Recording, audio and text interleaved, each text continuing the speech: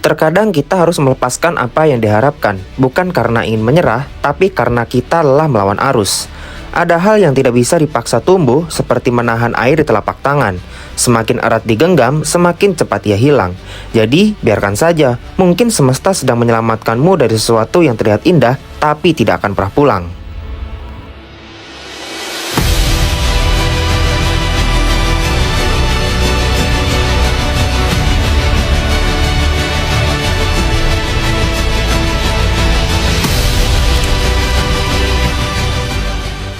Setelah selesai berdoa, akhirnya kita melangkah untuk perjalanan panjang menuju area camp di pos 3. Untuk estimasinya sendiri dari pintu rimba ke pos 1 sekitar 1-2 jam, dan dari pos 1 ke pos 2 sekitar 2-3 jam. Dan ujian yang sebenarnya terletak pada pos 2 menuju pos 3, sekitar 3-4 jam dengan jalur yang terus menanjak.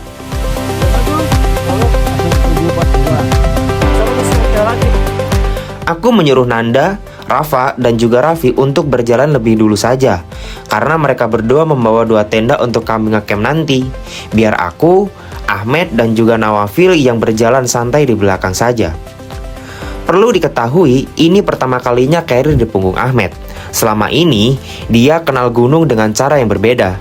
Datang saat fajar, pulang sebelum senja, atau yang biasa dinamai dengan sebutan tektok.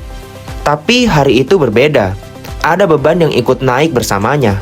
Ada sleeping bag, ada matras, ada logistik, makanan berat untuk tenaga, snack kecil untuk semangat, dan air minum yang ternyata paling berat rasanya. Rasanya bawa carrier anjing banget. Perdana bawa carrier. Porter tolong. Jalur Swanting memang tidak ramah. Beberapa kali dia mengeluh, tapi anehnya langkahnya tidak pernah berhenti. Karena mendaki ternyata bukan cuma soal kuat atau tidak, tapi juga soal tetap jalan walau mulut terus protes. Karena mendaki juga adalah soal belajar membawa bagianmu, mempercayai temanmu membawa bagian dia, dan membawa cerita baru yang belum pernah dia rasain sebelumnya. Setelah 1 jam berjalan, akhirnya kita sampai di pos 1. Di sana kami bertiga sudah tidak bertemu dengan mereka. Ya mungkin mereka udah duluan, pikirku sih begitu.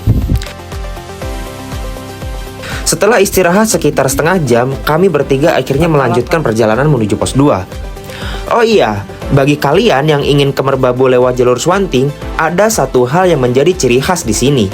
Sepanjang trek pendakian bakal ketemu banyak sekali patok atau penanda jalan. Patok-patok ini fungsinya sangat penting, biar pendaki kecil kemungkinan buat tersesat.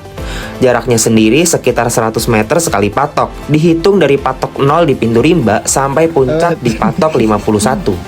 Siapa pada patok? Patoknya nggak ada.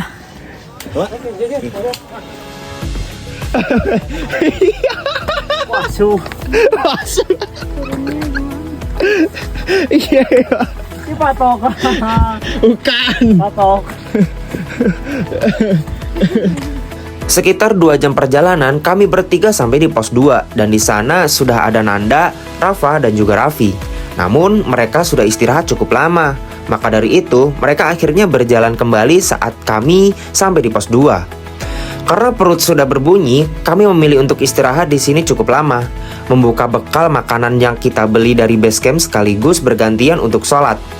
Dan ngumpulin tenaga lagi untuk berjalan. Karena kita tahu perjalanan panjang dari pos 2 menuju pos 3 akan menjadi ujian yang sesungguhnya. Treknya yang panjang dan menanjak membuat kami harus bersiap-siap.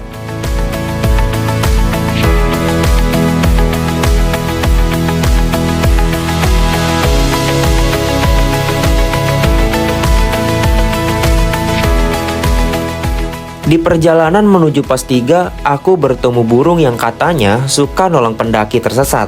Namanya burung jalak. Tapi warga sekitar biasanya nyebut jalak kebo atau jalak kerbau. Burung ini unik, sering turun ke jalur pendakian dan seolah-olah ngasih petunjuk arah kepada para pendaki seraya berkata, "Mari tuan, saya antarkan jalan yang benar." Banyak cerita dari pendaki yang tersesat pas ketemu burung ini, ikutin aja terbangnya, soalnya dia kayak tahu jalan yang benar.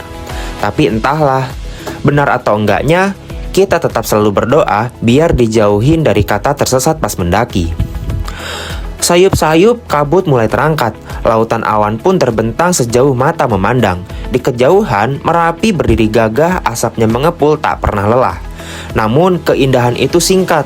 Kabut datang lagi, menutup semua, lalu pergi, datang lagi, pergi lagi. Hingga akhirnya kabut itu menyerah, hilang seutuhnya, dan lautan awan terbuka, jernih tanpa batas.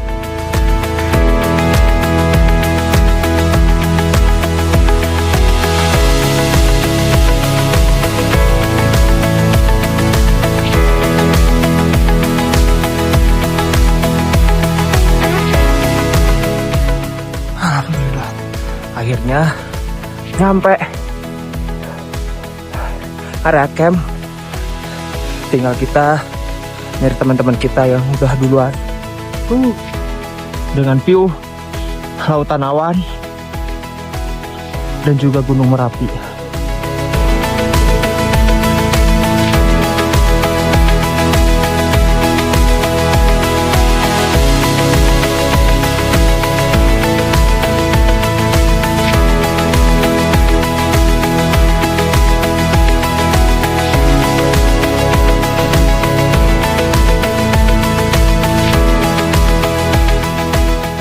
Katanya, angin di Berbabu itu ganas, sekencang badai mengguncang tenda. Tapi hari itu berbeda, yang datang hanya hembusan pelan, sejuk, dingin, seperti AC alam yang sengaja dinyalakan untuk kami.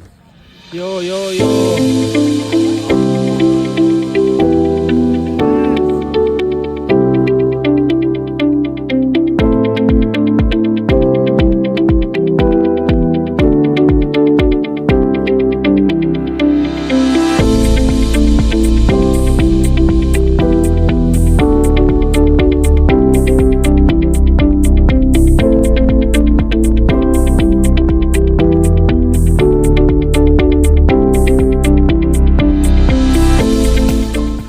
Setelah 2 tenda selesai berdiri, aku langsung pergi meninggalkannya. Tidak untuk berteduh, tapi untuk menatap Merapi yang memerah saat senja, ditemani lautan awan yang setia menemani sampai cahaya terakhirnya padam. Malam merayap pelan. Sebelum tenda menjadi tempat beristirahat, kami menanak kehangatan terlebih dahulu. Perut yang sejak sore menagih akhirnya kami tenangkan dengan semangkuk makanan.